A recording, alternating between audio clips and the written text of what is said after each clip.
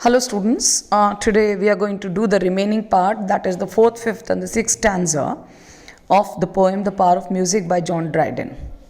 Now in the last stanza we talked about sympathy, we talked about emotions, we talked about pity which has been aroused by Timotheus in Alexander's mind when he thinks about Darius, who is the king who was once upon a time on a very high position, but now he lies dead in the battlefield and deserted by all his near and dear ones. So, your fate can change any time, and this is what Alexander is thinking. Now the mighty master smiled to see that love was in the next degree. It was but a kindred sound to move, for pity melts the mind to love. So now what happens is Timotheus now has aroused pity already in the mind of Alexander. The emotions are already swollen up. He has shed enough tears and his state of mind now has to be changed. So the poet says that the pity and love are kindred, means similar emotions. Why? Because love was in the next degree means now love is next in the line, next in the number to be sung. And pity and love are kindred sound. They are similar sounds. To move means to arouse emotions in the heart of the emperor. For pity melts the mind. Pity, it melts. It fills your mind with emotions, and then love takes over.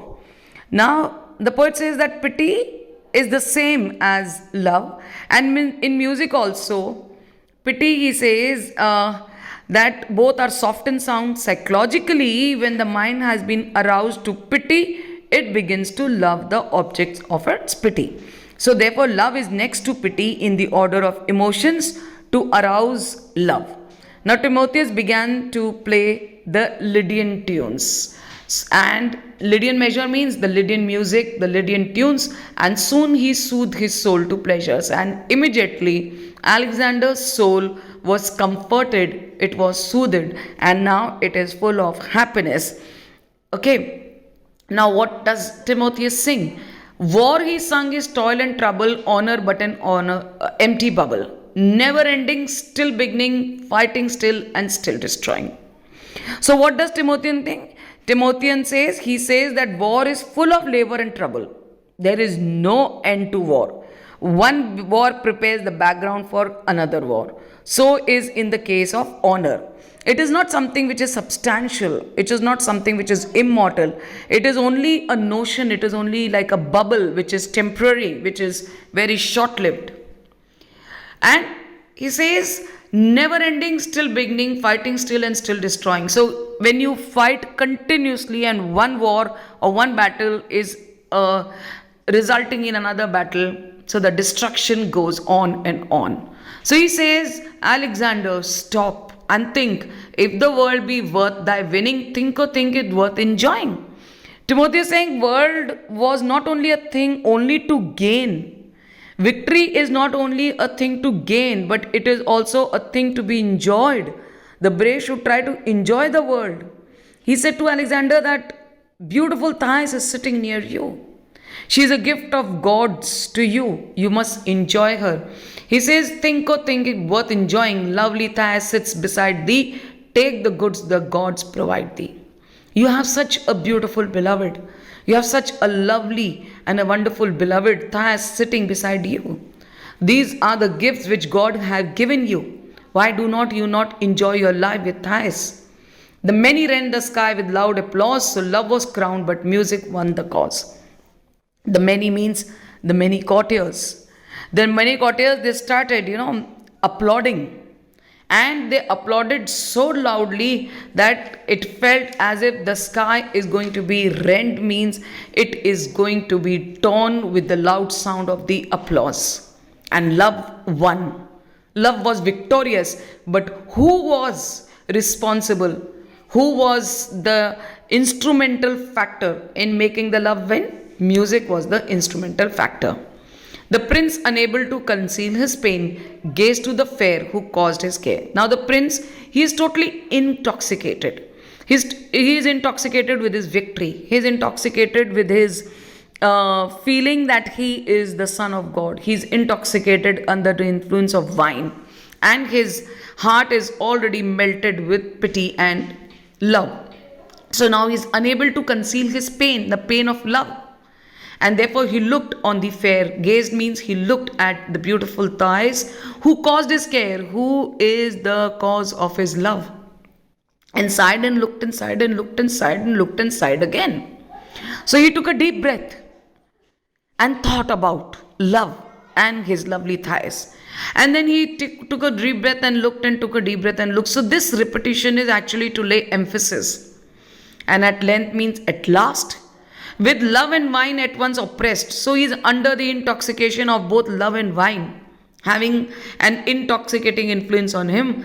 The vanquished victor sunk upon her breast. The vanquished means the victor, that is Alexander, who was totally intoxicated. He could not bear it anymore. He closed his eyes and he now goes to sleep on the breast of the lovely thighs. So this is the fifth stanza. So now, when Timotheus sees that, okay, now love is also being experienced by Alexander, so he now decides to change the music. He says, now strike the golden lyre again, a louder yet and a louder strain. Break his bands of sleep asunder and rouse him like a rattling peal of thunder. So now Timotheus was successfully made Alexander passionate in love for Thais, who has fallen down upon the breast of Thais. Now he succumbed to the pleasures of wine and love, and he's asleep. To wake him up, to make him furious, to make him, feel that feeling of revenge, Timotheus plays a very loud music on his lyre. He plays a very loud music. And why he wants to break his bands means his chains of sleep. Alexander's chain of sleep. And he actually plays a music which is like a rattling peal, means which a very loud voice of thunder.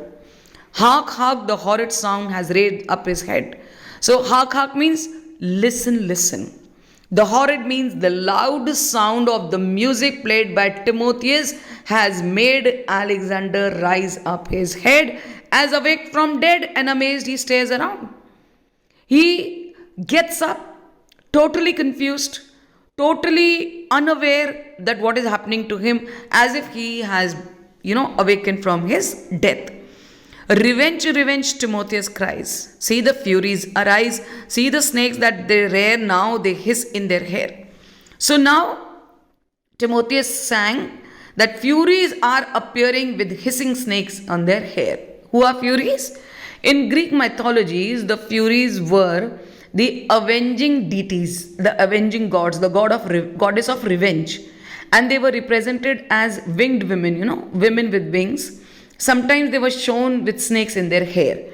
Now these furies are 3 in number. The first fury is Tisiphone.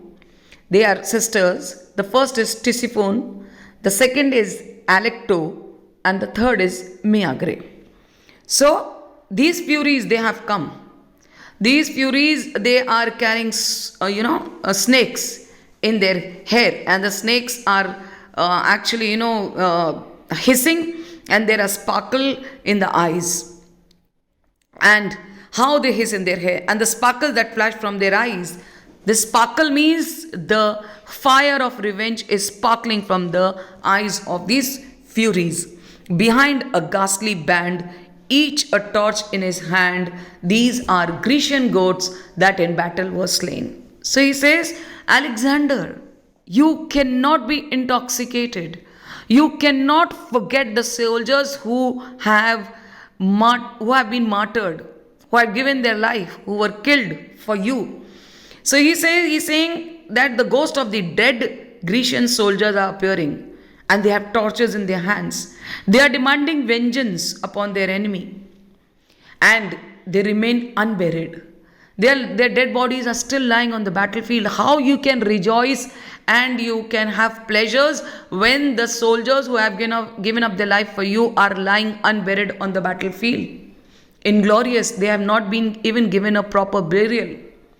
give the vengeance due to the valiant crew. He says, now it is being an emperor, being a commander, it is your duty to take revenge, which is apt, which is due to these soldiers, to these brave soldiers. Valiant crew means to these brave soldiers.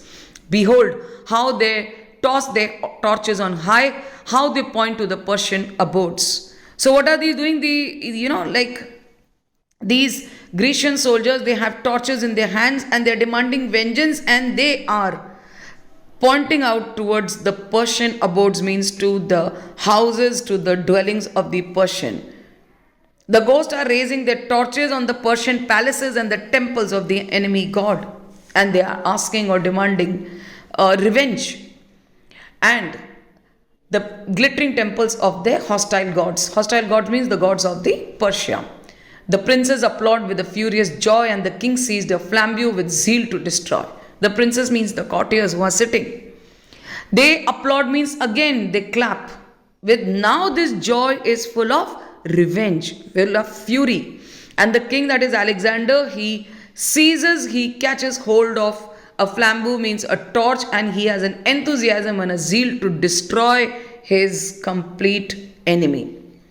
So now, the Greeks actually believed, why there are Grecian ghosts? Because the Greeks believed that unless a dead man's body was buried, his spirit would not cross over the heaven. So that is why the spirits of the dead are, roaming about, because they are unburied and they are asking for revenge. Thais led the way to light him to his prey, and like another Helen, fired another Troy. Now Thais, who is not only a beautiful beloved of Alexander, she is also, a very furious and an independent woman. So she says that she suggested actually that Alexander should destroy Persia totally.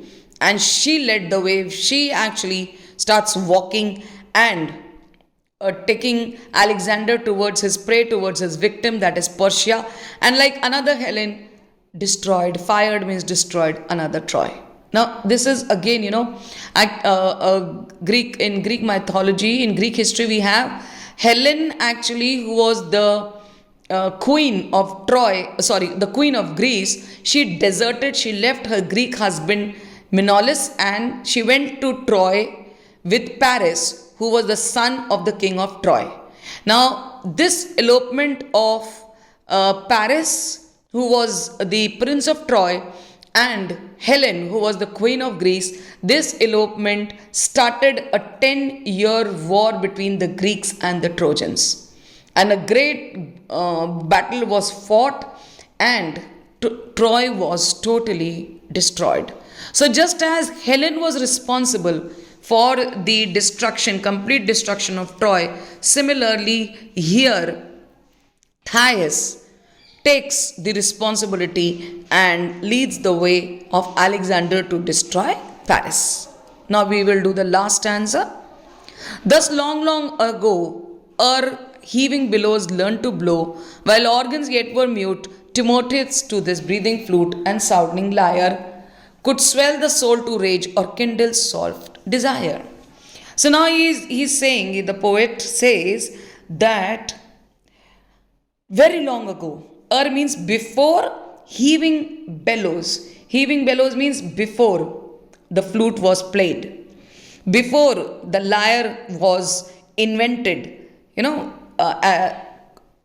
Timotheus actually had the power with his music, with his flute, with his lyre. He could swell the soul to rage. He could actually, with the power of music, change emotions in the heart of Alexander. Either he would fill Alexander's heart with anger, or he could kindle, means arouse, soft desire of pity and fear in Alexander. So Timotheus says that the poet says that Timotheus, with the help of his flute and lyre, would actually take control, would actually command the different emotions in the emperor. At last, divine Cecilia came, inventress of this vocal frame. The sweet enthusiast from a sacred store enlarged the former narrow bounds. And then, the poet asks that then Cecilia came. Now, Cecilia, who is a great musician, okay, he says that Cecilia was so great, she was the inventress of the vocal frame, that is the mouth organ. And she was such a great musician that she enlarged, she added the narrow boundaries, she enlarged the narrow boundaries of music. And added length means she added beautiful music to the solemn sounds. So now, who is a better musician? Whether it is Timotheus, who actually brought Zeus or Jupiter down and made Alexander a present god, or whether it is Cecilia who had the power to, bring down an angel, because when she was playing her mouth organ, an angel mistook the earth to be heaven and she came down.